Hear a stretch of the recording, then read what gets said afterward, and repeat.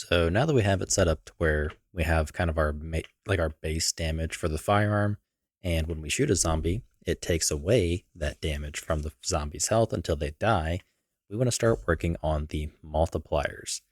So there's a couple ways we could go about handling this, and the first one is kind of more, it'll be more control, but kind of more of a pain to set up per firearm, and that would be doing something like here in the PDA firearm or data asset having, say, a map that maps a bone to a specific multiplier. Now that would be good because, we could make it, each individual bone. So like if you hit the hand, for example, you would end up with, say, a multiplier of like zero point 0.1. So you do barely any damage. But if you hit the collarbone, you do more. And if you hit the head, you get the most, that sort of thing. That's one way we could do it. But then in our case, to mimic this, we're going to be entering in 1, 2, 3, 4, 5. I'll count these two. So 6 and 7. And then 8, 9, 10. We would be entering in 10 entries with 10 multipliers, and that would be per firearm. And that could be a little bit annoying. The other option is to basically have 3 specific ones. So it would be a little bit more work programming wise, but it would be a lot easier once it's implemented to actually handle.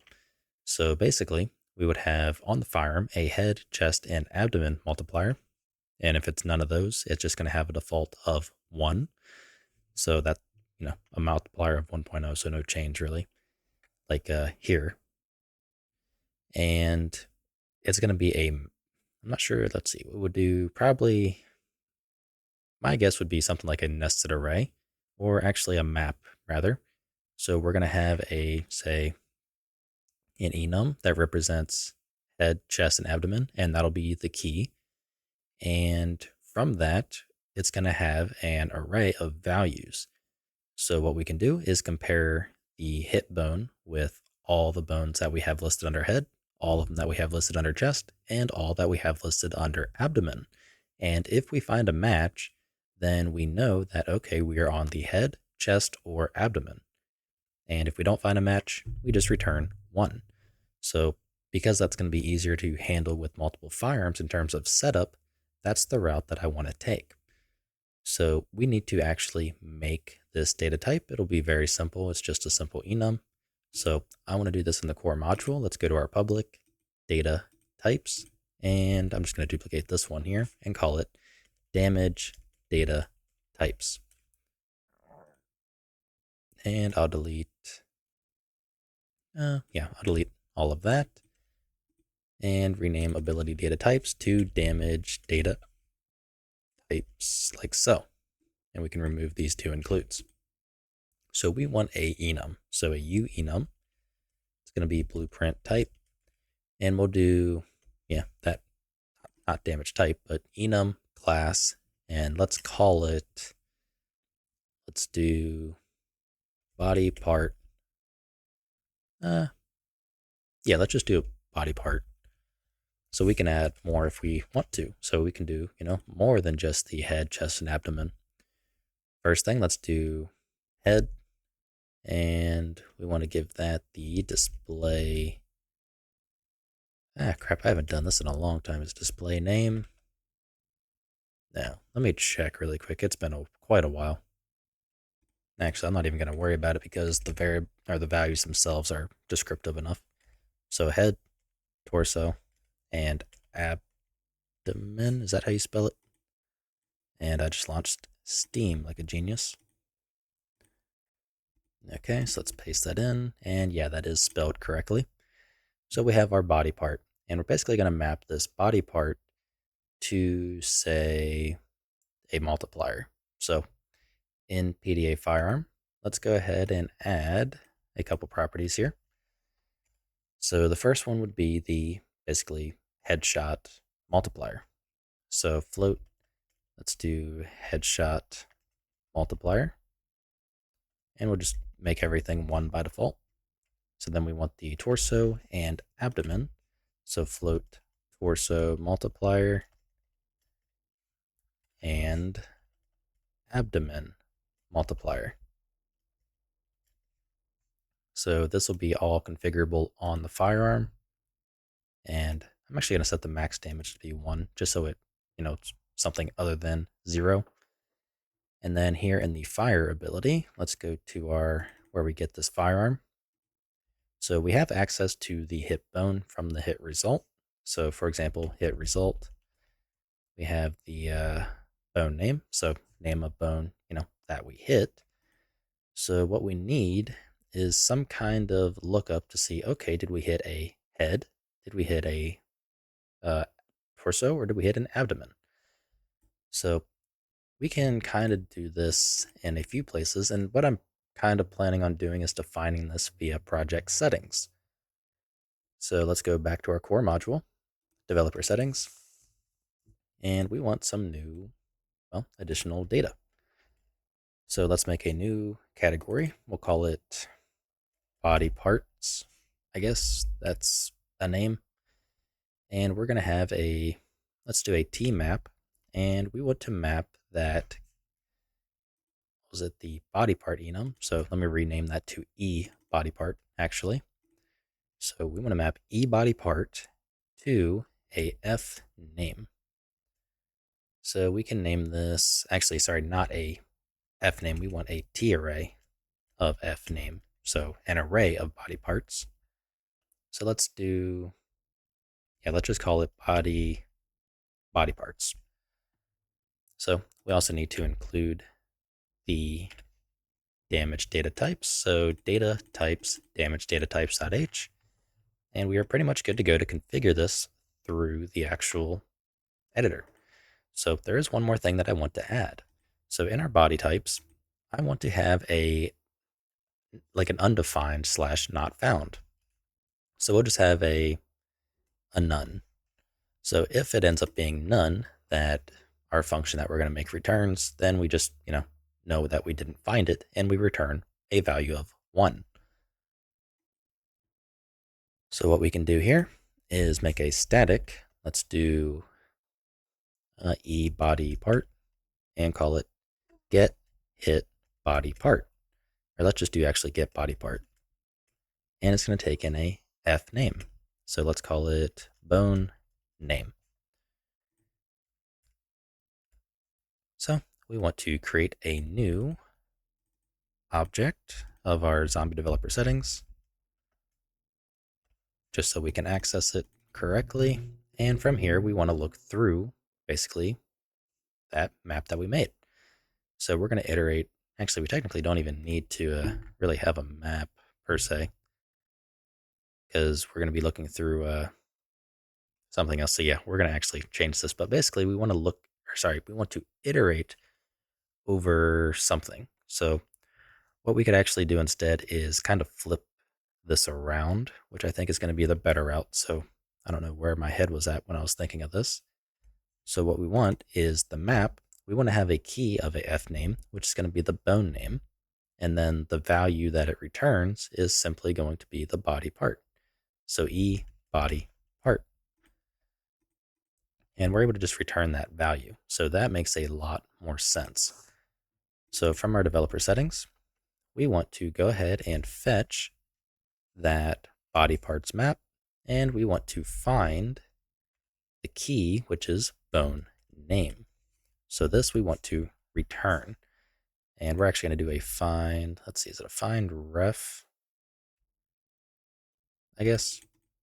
Yeah, something like that. And actually, no, let's not do that. Let's change this up a bit, because find returns a pointer. So if it found it, then we know we can return it. Otherwise, we want to specifically return none. So this guy here.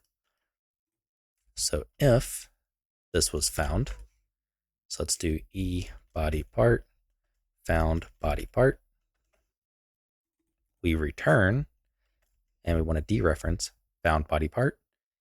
And, if we found nothing, meaning this line here is going to run, we want to return E body part none. So pretty simple there. Now we can use it. So let's go to our gameplay ability fire.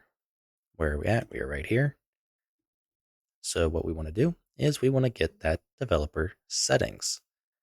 So USKG zombies developer settings. Zombies developer settings. Actually, we don't want to do a static, sorry. USKG zombies developer settings. We want to call the get body part. And for the body part, we're going to pass in the hit result bone name. So we're going to just simply body part, hit body part, and basically do a check. So a simple switch on the hit body part. And we can do a case of, let's see, the most likely case is probably going to be the torso. So body part, torso. And if this is the case, we can grab the torso multiplier. So let's add a break and duplicate 2, 3. And actually, because we're doing a switch, we can simply just use the default as well. So default, yeah, we'll just do like we'll have to set it. So let's set the multiplier. So float, let's do damage multiplier equals 1.0. So if it is a hit to the torso, we want to set the damage multiplier to equal the firearm data asset torso multiplier. And then do the same for the rest, but instead of the torso, we want the next most likely is probably going to be the head. So we want the head shot multiplier. Then we want the abdomen multiplier. And aside from that, we can set it to, actually it already is set to 1.0, so we really don't even need the default. And just going to complain about, doesn't cover the whole range, blah, blah, blah. Okay, so now that we have that, yeah, I guess we could do that. That's a little ugly, but I do the same thing often with the if statement, so I'm just going to run with it. So now that we have the damage multiplier, we want to basically add that as a parameter to the apply damage function. So let's go ahead and pass it in after max damage, just do damage multiplier, and go to the apply damage function. So this will be a const float damage multiplier. So let's copy that, go to our game mode, add that as a parameter to the header and CPP, and now we have the multiplier. So what we can do is just take our max damage and multiply it. So we need a float, or let's do a const float new max damage equals max damage times damage multiplier. And we will use that instead. So now we can see the new max damage that we have. So let's close the editor down, recompile and relaunch, and give it a try. So basically in the project settings, we are going to simply define our body part and which bone it maps to. And then we're going to do a check. So is it a head? Is it a torso? Or is it an abdomen that we've defined in the project settings? Based upon that, we are able to get the given multiplier. So we should be pretty much set up to where inside the firearm data asset, that is where basically the only tweaking needs to be done is just going to be right inside of there. So let's relaunch and go to project settings for starters. Go down to body parts and let's start adding some entries. So we want this guy here so we can visually actually see what we're doing. So we want, first off, the pelvis. So pelvis, so we want, let's see, that'll be 3, 4, 5, 6, 7, 8, 9, 10. So 1, 2, 3, 4, 5. Okay, that's annoying. So pelvis, spine underscore 02, 03, 04, and 05. Then we want the clavicle underscore L underscore R. And then we want the corresponding neck